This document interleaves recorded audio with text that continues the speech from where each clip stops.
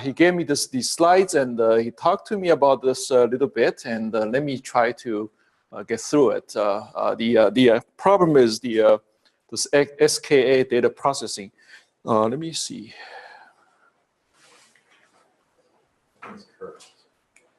It should work. Should work.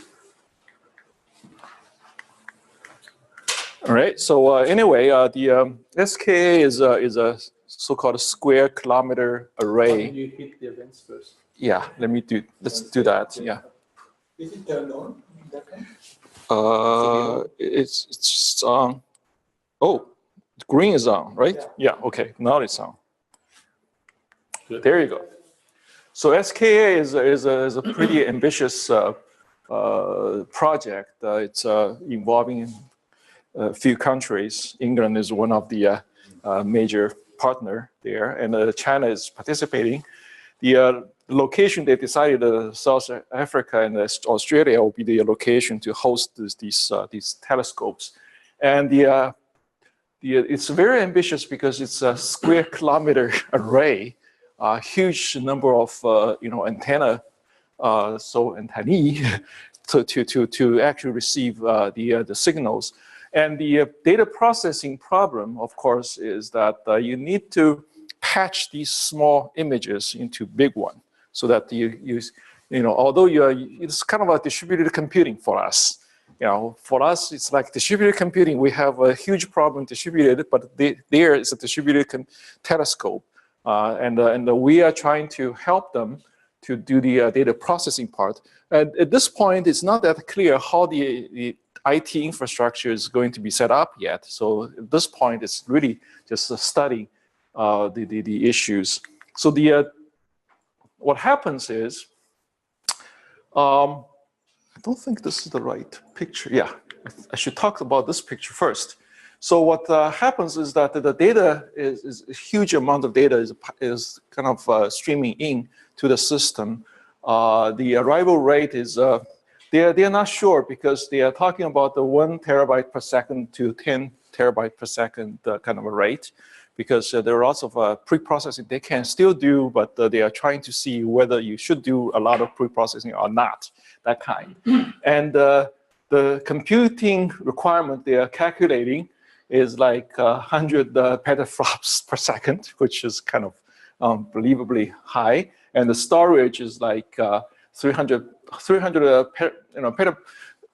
PB first buffer storage and so on. So what happens is they want to, what I understand from the requirement is that they have a 1 day image data to get into the facility, and they need to process the data in like 16 hours or so. It's less than a day.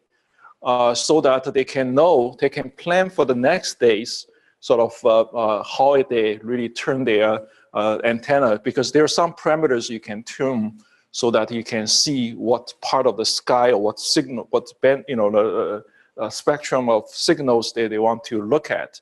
So that's the kind of cycle they want to run. So 1 day they collect all the data, they process it for the next day, for 1 day, and then decide what to do next day, and so on and so forth. So that's sort of the requirement. So this is the challenge here. The computing challenge is really the compute, storage, and network communication. And from an application perspective, we really simplify the problem to a very core problem, which is the real-time imaging problem. That is, you patch all these small images into a big one. That's what boils down to. But the problem, of course, that the least image unit, which is the one image, doesn't really fit into a memory of one machine, which is I think the least image unit is 41.7 terabyte at the SKA scale. So that's too big. And currently there are so many images to really process. So the problem is that how do we really patch these images together?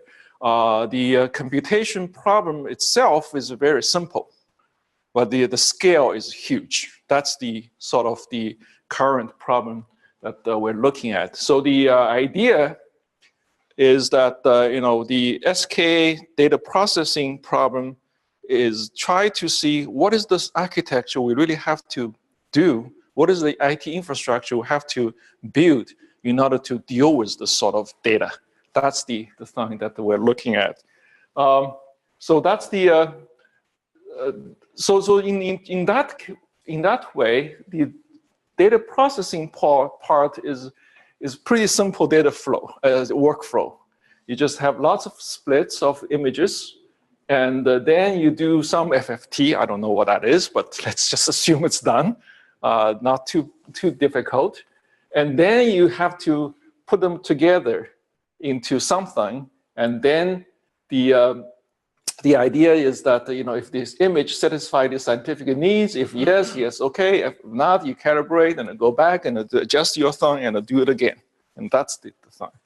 So so the input is the model and the data, and you have the imaging pipeline and get the image out, and that's the what we are doing here. Okay, so that's the thing. So the request for processing frameworks, which the idea is that it's a request for framework, which we are trying to tell them what kind of framework we should do. So what we're dealing with is the huge I/O costs. You support distributed in-memory processing. The data transfer, of course, is impossible to do. You shouldn't do it because it's like they calculated that even if you transfer the whole data set just once, just move one data, it's a 16-hour limitation. The limit is already over. You can't do it. You simply cannot do that thing. So you don't do the data transfer. You have to do it when you get the data. You just process it once and you're done. Okay, so that's the thing. And huge computing cost, as we saw the number of teraflops that you have to do is humongous. So that's the thing. Anyway, so we didn't really try. Well, we have lots of options to try, and in this talk, just going to give you the sort of experience we have by using Spark. Okay, it's a in-memory processor. Let's see how Spark can work in this kind of situation. And it's a very simple-minded thing. And let's push the limit of what a Spark can give us in terms of that kind of processing, and to see what we should do. So the Spark processing is here. The Spark is in the middle, and the astronomy data processing pipeline, that's the thing that they have, is on the top. And we're trying to do it at the using the distributed memory, of course, to do it. So we have some sort of challenge by using this kind of framework. Well, underneath you can do all sorts of accelerators. Let's assume that's done. So so this is sort of a nitty-gritty details. The pipeline that we talked about, the astronomy data processing pipeline, if it's written in the simple program, the Spark kind of way of writing it is just like this, okay?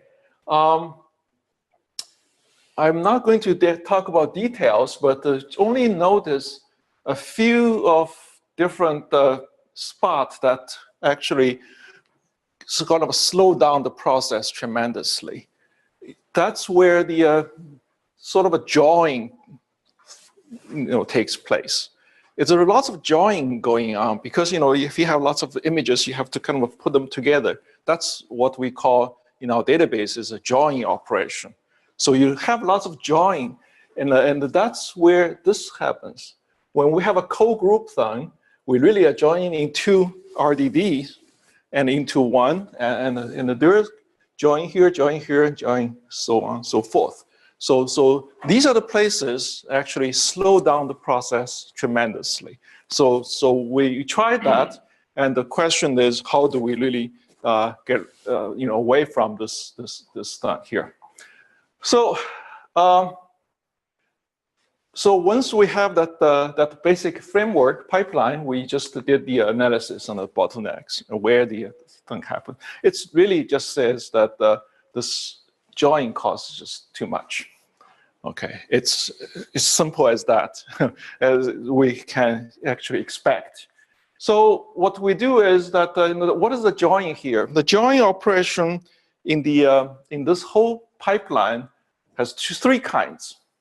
One is a single key value pair to a single key value pair. They need to join together. So that's the first kind. The second kind is that a group of key values join with a single key value. Okay, so it's one small one join with a lot of it. And the last one, of course, is a group with group. So lots of them together with the other group here. So there are three kinds of joins that that we need to deal with in this whole pipeline here. So the data size of the join, there are lots of different joins that you can think of. One is there are lots of pairs to join together. The other one is a small number of pairs, but the data set is huge. That makes a difference because when you have the data pipe into the system, every time you only deal with a few number of keys if you have to do this thing. So that's why this whole problem here is that the joining of a massive data set with a small kind of a metadata in a sense. Okay, the join itself is on a small set of data, but what the value itself is quite massive. So that is becoming an interesting problem. So we actually just dig into it and to look into every where that the join happens like this, and we split into different categories or scenarios. One is that if you join two things, one data set is very small that they can fit into memory very nicely, and in that case, we just broadcast the data to the other side.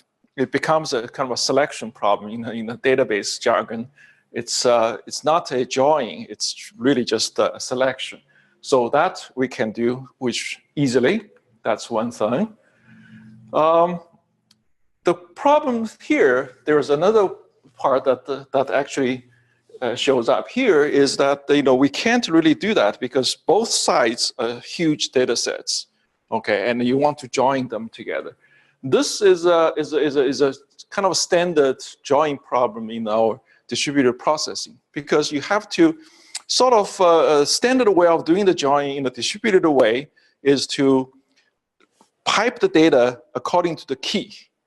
Okay, so you actually shuffle the data. If you have two sets, okay, you have like these 4 or 5 fingers, each one is a different key, okay? You have to kind of shuffle the same key to the same place, like this way.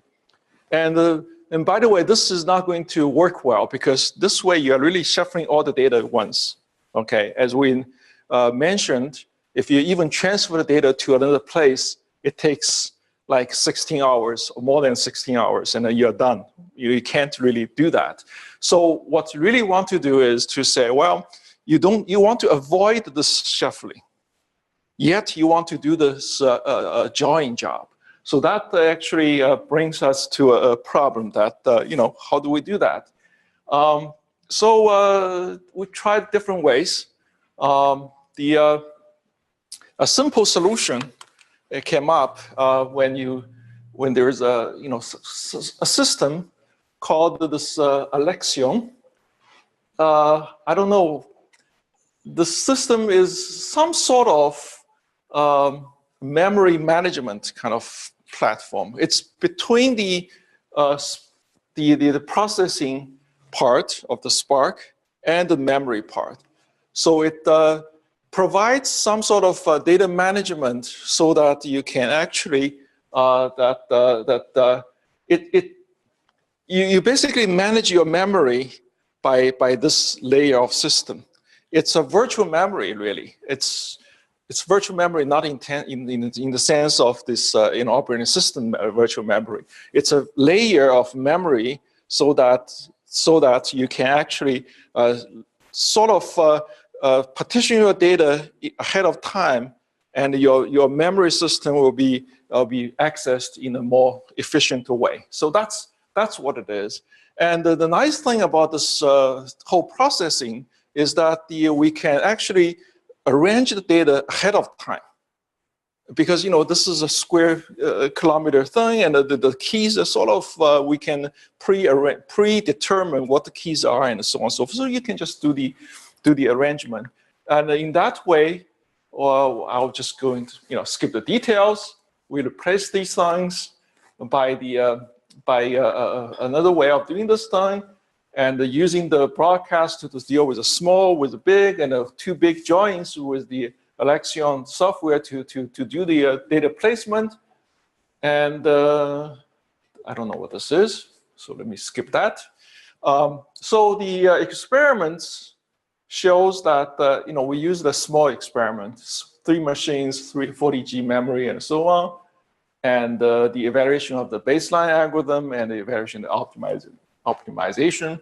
So we reduce the simulation time of 40 hours, reduced to 7 hours.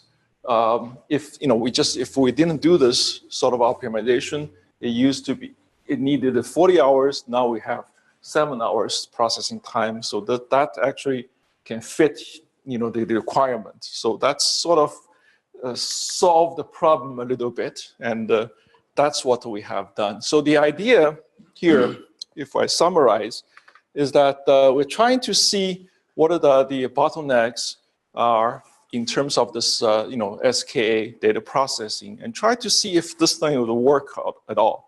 But we only hit a small part of the problem, which is just the join thing, to see how we can arrange the data so that we can actually orchestrate the data input part to the right places, so that the next processing would be in the right spot instead of moving the data all around. So that seems to work in this case, and it doesn't really require us to do too much of a programming, and it actually is a nice thing to see. But we'll do the other experiment to see what other kind of processing needs will be, and plug around along this path to see what really the infrastructure would be. So that's my simple talk. Any question? Thank you. What is Alexia? Alexia is a memory management system. Your system? It's not my system. It's an open source. I think it's Apache thing. Okay. Yeah. Two questions. Yeah. So you have a square telescope. Yeah. You talk about lots of images, small Right. images. Right. So the input is the images. Then Right. you also talk about the C join and so on. So the C join, now you have the content, the feature in Right. the database. Right. So what kind of picture you're getting in, and what kind of feature you are? So my understanding of this thing is the image is the data, The key is the sort of location and the sort of metadata, which telescope got this data at what time, and so on and so forth. So the image is what the signal you get. Okay, so that's all I understand.